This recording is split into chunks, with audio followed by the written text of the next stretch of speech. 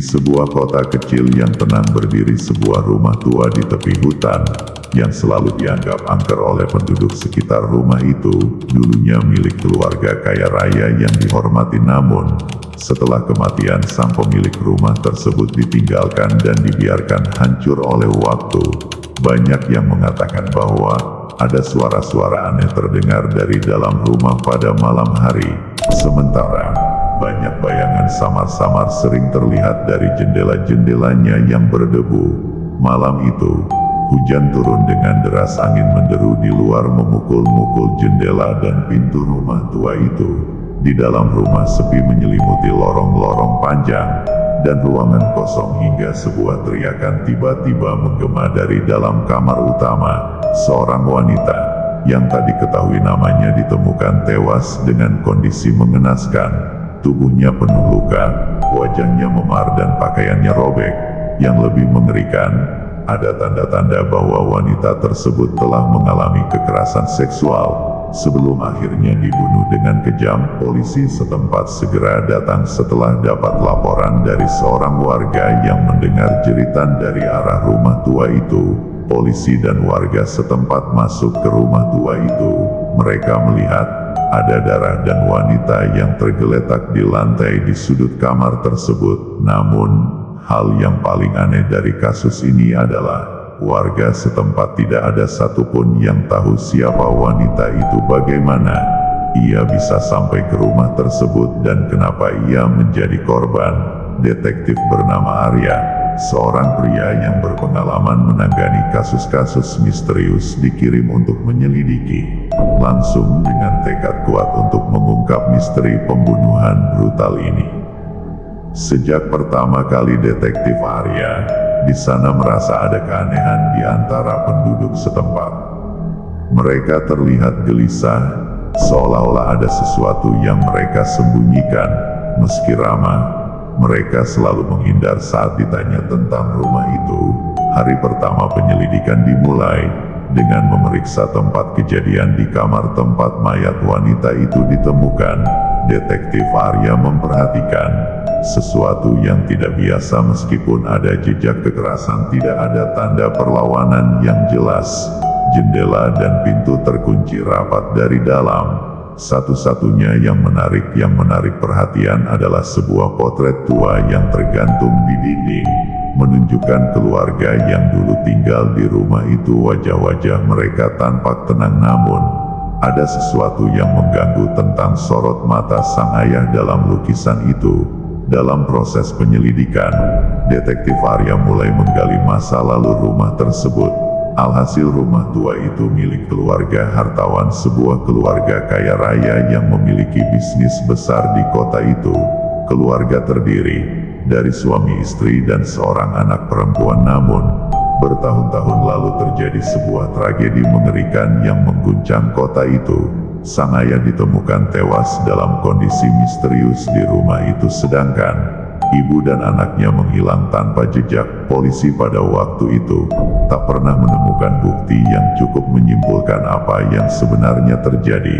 Detektif Arya bertemu salah satu warga di sana, dan akhirnya ia mau menceritakan asal-usul rumah tua tersebut, bahwa keluarga itu tampak di luar sempurna tetapi menyimpan rahasia gelap di dalamnya.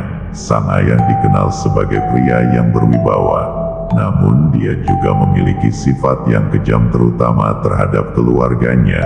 Sang ayah selalu melakukan kekerasan terhadap istri dan anaknya.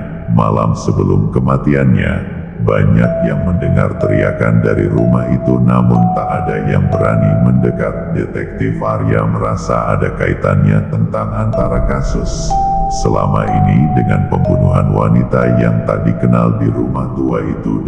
Dia mulai mencurigai bahwa pembunuhan itu bukanlah kejahatan acak, melainkan terkait dengan tragedi keluarga hartawan yang belum terpecahkan.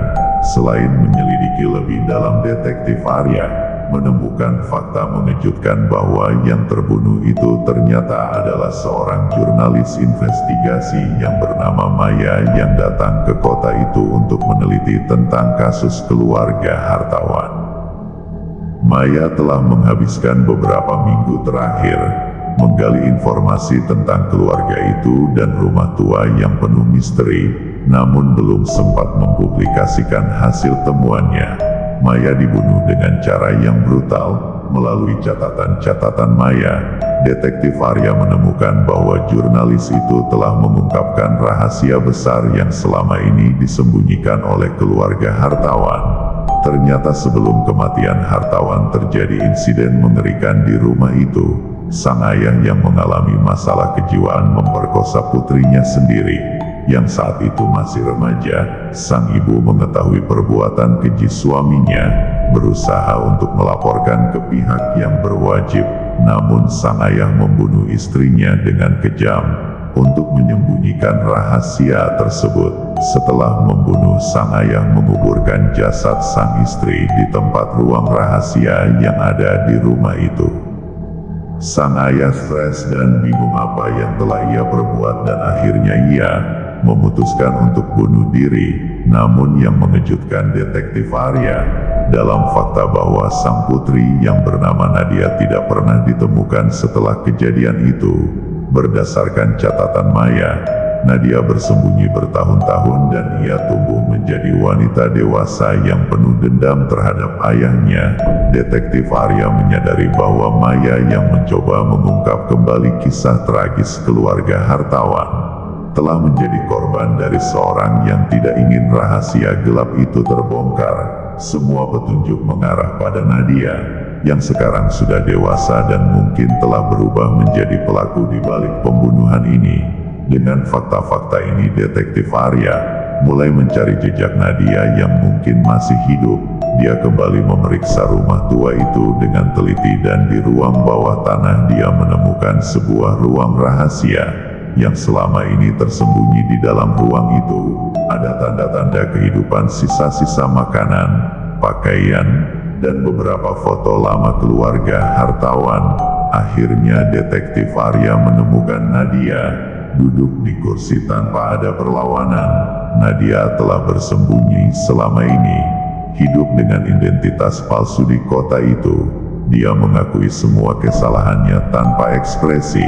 Nadia trauma dan ketakutan setelah diperkosa oleh ayahnya sendiri. Bagaimana dia menyaksikan pembunuhan ibunya.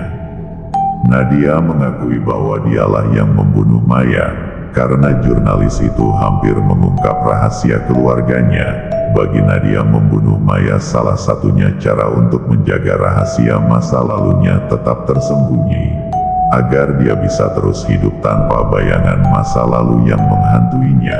Akhirnya Nadia diadili dan dipenjara atas pembunuhan Maya sang jurnalis itu. Namun kisah tragis keluarganya dan penderitaan ia alami membuat masyarakat mulai memahami betapa dalam luka yang ia bawa selama bertahun-tahun. Tragedi ini bukan hanya soal kekerasan dan pembunuhan, melainkan juga tentang penderitaan yang dia alami. Dia menjadi rusak dari segi mental dan jiwanya. Kasus ini berakhir, namun misteri di sekitar rumah hartawan masih menyisakan jejak kengerian yang tak pernah hilang dari ingatan di kota kecil itu. Trauma masa lalu, dendam, dan rahasia kelam keluarga hartawan menjadi legenda gelap yang akan selalu dikenang.